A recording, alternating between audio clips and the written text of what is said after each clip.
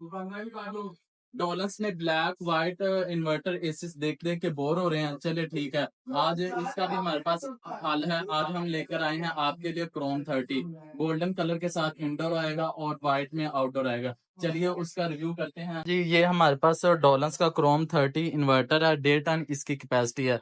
तो इसकी अगर हम शेप की तरफ चलते हैं तो इसकी शेप काफी ज्यादा, इसकी जो लुक है वो इनहेंस दी गई है और इस स्मार्ट लुक प्रोवाइड की है। टोटली गोल्डन कलर के साथ आता है और यहाँ पर इस साइड पर यहाँ पर कुछ स्टिकरिंग की गई है जहाँ पर डॉलर्स लिखा गया है। European inverter technology design for Pakistan की ब्रांडिंग की गई है और यहाँ पर सेल्फ क्लीनिंग की स्पेसिफिकेशन की गई है। गोल्ड फिन्स दिए गए हैं और non stop working up to 53 degree Celsius दिए गया है।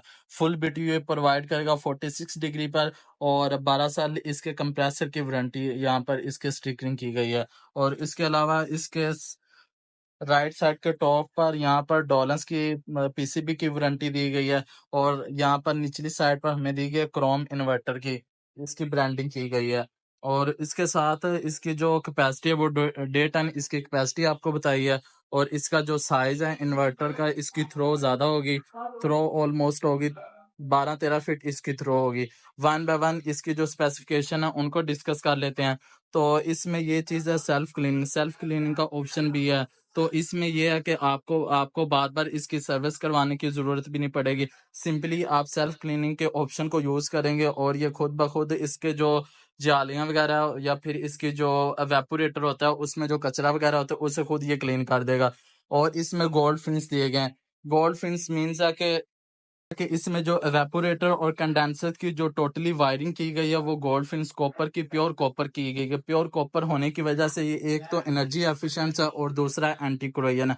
ना तो ये जल्दी लीकेज होगी और ना ही ये इसमें जो आपकी इलेक्ट्रिसिटी है उसको ज्यादा कंज्यूम करेगा। और साथ में फिर हमारे पास और नॉन स्टॉप वर्किंग है अप टू 53 डिग्री सेल्सियस। डॉलेंस की तरफ से ये क्लेम किया जाता है कि ये जो पावर कंज्यूम जो आपको बीटीयू प्रोवाइड करेगा वो अप टू 3 डिग्री सेल्सियस पर भी प्रोवाइड करेगा। और ये एक तो ये T3 नहीं है, T3 ना होने की वजह से फिर भी ये आपको 53 डिग्री सेल्सियस पर अच्छी खासी कूलिंग प्रोवाइड करेगा।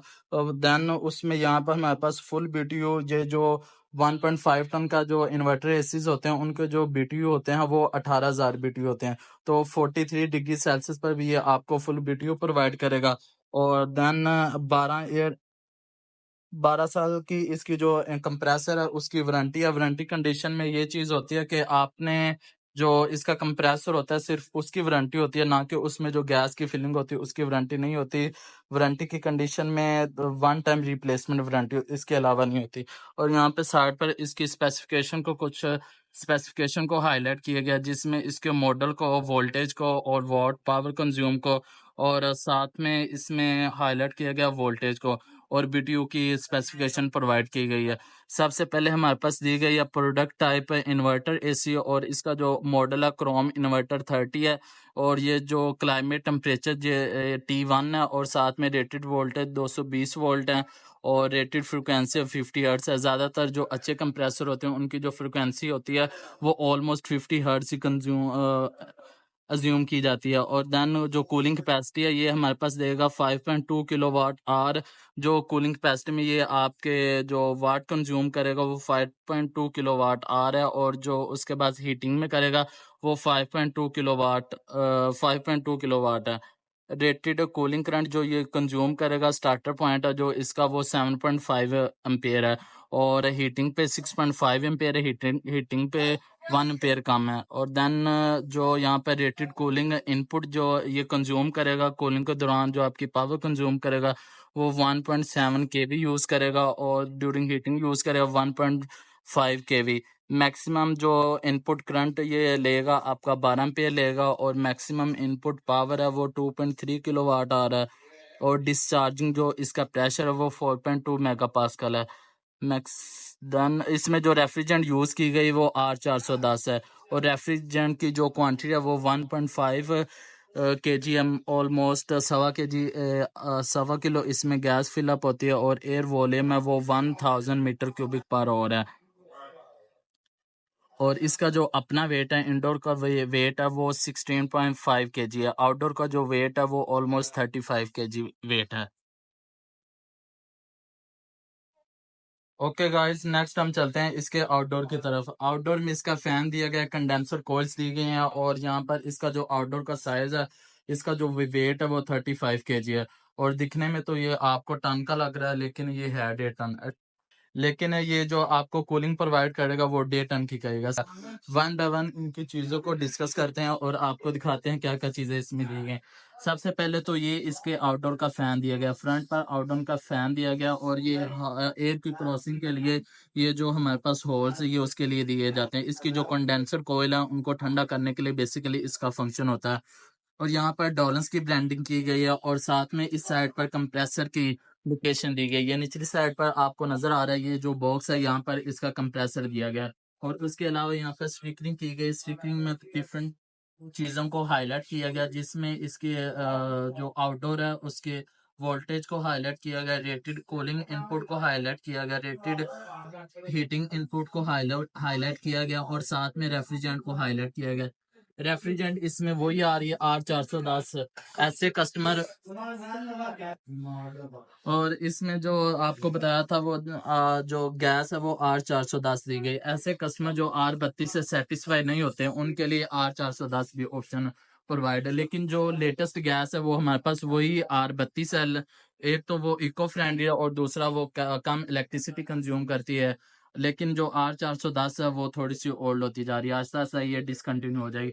और ये जो चीज आपको नजर आ रही है, ऐसे भाई जिनको पता नहीं है कंडेंसर कॉइल्स क्या होती हैं, तो उनके लिए ये देखें, ये कंडेंसर कॉइल्स दी गई हैं, ये प्योर कॉपर की होती हैं।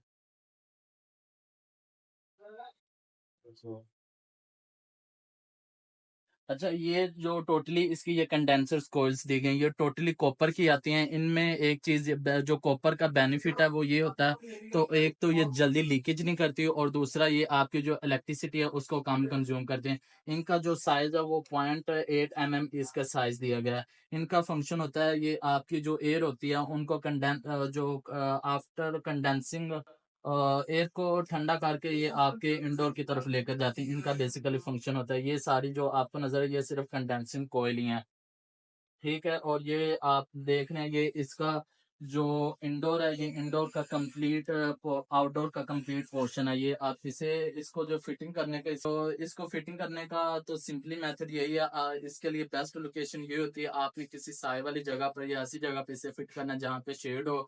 एक तो इसका जो टेम्परेचर है वो ज्यादा मेंटेन रहेगा, और दूसरा ये आपको कूलिंग प्रोवाइड करेगा।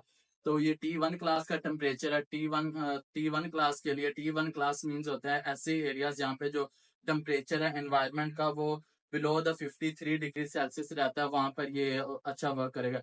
लेकिन कंपनी की तरफ से ये क्लेम किया जाता है जो क्रोम 30 सीरीज है वो आपको 53 डिग्री सेल्सियस पर भी फुल बीटीयू नहीं प्रोवाइड करेगी, लेकिन आपको ऑलमोस्ट 15,000 16,000 बीटीयू तक अच्छी कूलिंग प्रोवाइड करेगा। लेकिन अगर आपने फुल बीटीयू लेने हैं 53 डिग्री सेल्सियस टेम्परेचर में भी, तो आप T3 की तरफ जाएंगे।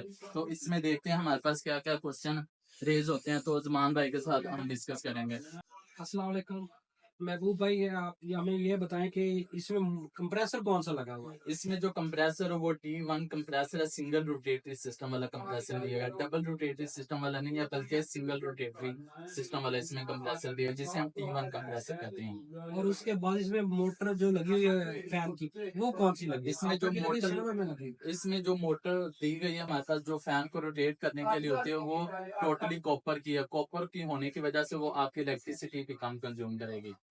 इसमें जो ज्यादातर ना फैन के जो फर होते हैं, हाँ, किसी की कम होते हैं और किसी के ज्यादा होते हैं, उनमें क्या होता है? कोई उसमें जो ज्यादा काम तो नहीं कर रही, इसमें जो टोटल चक्कर का फर्क होता है? नहीं, जो आरपीएम होता है ना वो डिपेंड करता है मोटर पे। अगर आपकी जो मोटर है वो पावरफुल है तो वो आपको अच्छा आरपीएम प्रोवाइड करे, अगर आरपीएम थोड़े हैं तो वो आपको कम रोटेशन प्रोवाइड करे। उनका जो फैन होता है, फैन के जो पार होते हैं उनका उनके साथ लिंक नहीं होता। लेकिन इसमें जो टोटल पार दिया जाता है वो मेरे दादा चार, अगर किसी को सवाल पूछता है ना, इसमें टोटल 4 पार दिए जाते हैं।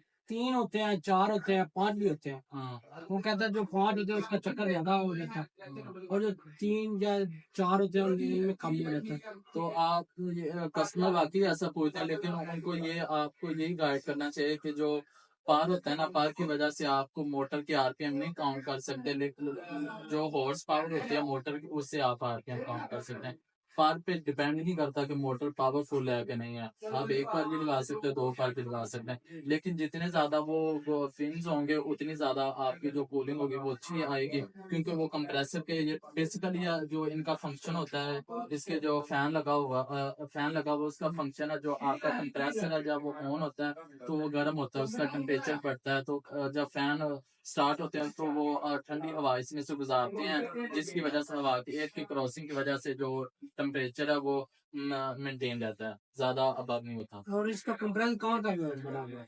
कंप्रेसर इसका इम्पोर्टेड है, वो मैंने आपको दिखाया था जो इंडोर है उस पे हाईलाइट किया हुआ है, पे इन्वर्टर यूरोपियन टेक्नोलॉजी लिखी गई है, मतलब ये यूरोपियन इम्पोर्टेड कंप्रेसर इसमें फिट नहीं है। मैं तो ज्यादातर कस्टमर कह रहा है कि पहले ये पाकिस्तान के पास था, डोनास के पास दूसरा, अब ये मेड इन तुर्की हो गया, तुर्की बना रहे सारे पार्ट्स वगैरह। नहीं जो पहले था ना, पहले ये पाकिस्तान के पास था, लेकिन अब तुर्की ने इसे कट ऑफ कर दिया, अब ये पाकिस्तान के पास है। इसका पाकिस्तान के पास होने की वजह से एक अच्छा भी हुआ है, मतलब बेनिफिट भी आपको मिला है, और दूसरा एक इसमें डिसएडवांटेज भी है, वो ये है कि इसकी जो कंप्लेन है वो जल्दी रिस्पॉन्स नहीं करते, और बेनिफिट इसमें ये है कि एक तो ये आपको सेटिस्फाई हो गया कि डॉलर्स मेड इन पाकिस्तान ही आ रहा है, बाहर से नहीं आ रहा। आपको हमारी वीडियो अच्छी लगी हो तो हमारे चैनल को लाइक, शेयर और सब्सक्राइब कीजिए, और बेल आइकन के बटन को जरूर प्रेस कीजिए, ताकि आने वाली वीडियो से आपको नोटिफाई मिलता रहे। Thanks for watching. Allah Hafiz.